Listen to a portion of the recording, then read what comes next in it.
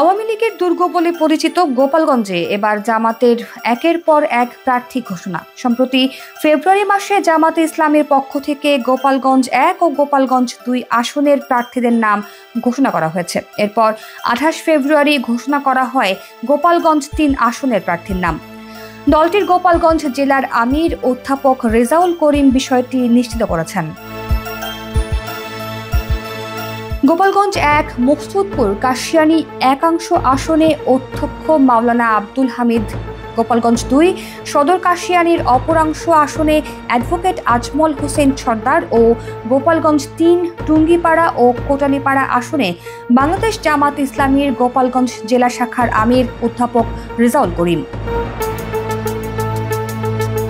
এর মধ্যে প্রার্থীরা তাদের নিজ নিজ এলাকায় গণসংযোগ, পথসভা, প্রচার প্রচারণা সহ বিভিন্ন রাজনৈতিক কর্মকাণ্ড চালাচ্ছেন। এর আগে গত 10 ফেব্রুয়ারি জামাত ইসলামীর নেতাকর্মীরা গোপালগঞ্জে মোটরসাইকেল শোভাযাত্রা করেন।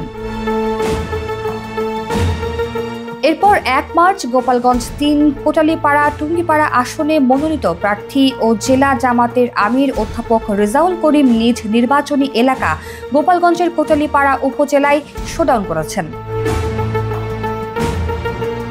কোটালীপাড়া উপজেলার টুপুরিয়া বাসস্ট্যান্ড থেকে জামাত নেতাকর্মীরা মোটরসাইকেল ও প্রাইভেট কার নিয়ে শোভাযাত্রার মাধ্যমে শোডাউন শুরু করেন।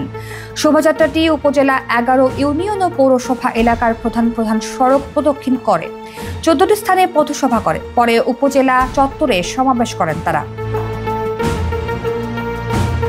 সমাবেশে জেলা জামাতের এই শীর্ষ নেতা বলেন, গোপালগঞ্জ 3 আসনে কোনো দলমত নাই। এখানে আমরা সবাই কোটালীপাড়া টুঙ্গিপাড়াবাসী, সবাই ভাই ভাই, এটাই আমাদের পরিচয়। কোনো চিহ্নিত সন্ত্রাসী ছাড়া কাউকে গ্রেফতার বা হয়রানি করা যাবে না।